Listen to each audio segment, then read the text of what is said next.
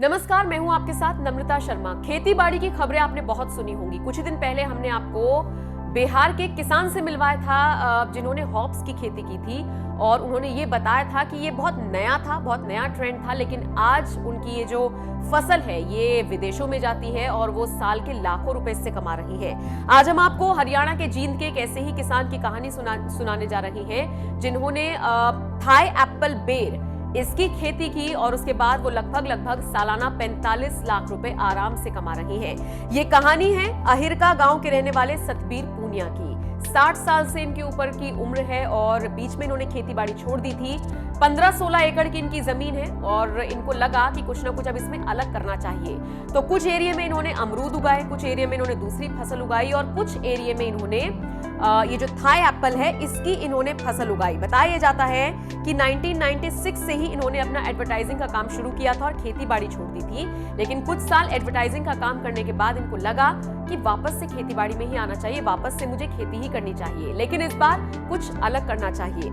इन्होंने लगभग 200 पौधे थाई एप्पल के खरीदे, ये दूसरी जगह से लेकर आए थे और 70 रुपए के हिसाब से इन्होंने एक पौधे का पेमेंट किया। यानी अंदाजा आप लगा सकते हैं कि लगभग 24-25 हजार रुपए का इनका पूरा खर्चा आया उस पूरे एकड़ में थाई एप्पल के पौधों को लगाने का। लेकिन जब वो पौधे उगे और उन पर फल आया तो उसने कमाल कर दिया। लगभग एक पेड़ ने 20 से 25 किलो की इनको जो थाई एप्पल की फसल थी वो प्रोवाइड कराई और उसके बाद इन्होंने उसे बाहर बेचा। विदेशों में भी अब ये थाई एप्पल बेर बेचा जा रहा है और पूरे हरियाणा में सतबीर पूनिया को बेर वाले अंकल के नाम से जाना जाता है।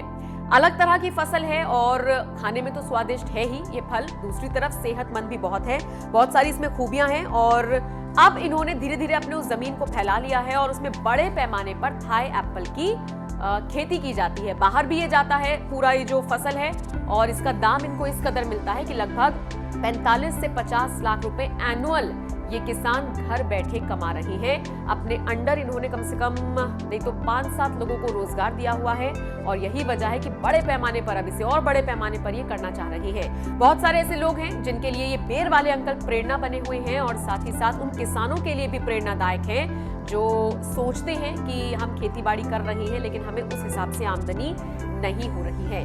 सतबीर पूनिया की ये कहानी आपको कैसी लगी कमेंट करके हमें जरूर बताइएगा और अगर आपको ये स्टोरी अच्छी लगी तो बहुत जल्द हम आपसे इनकी मुलाकात भी जरूर कराएंगे।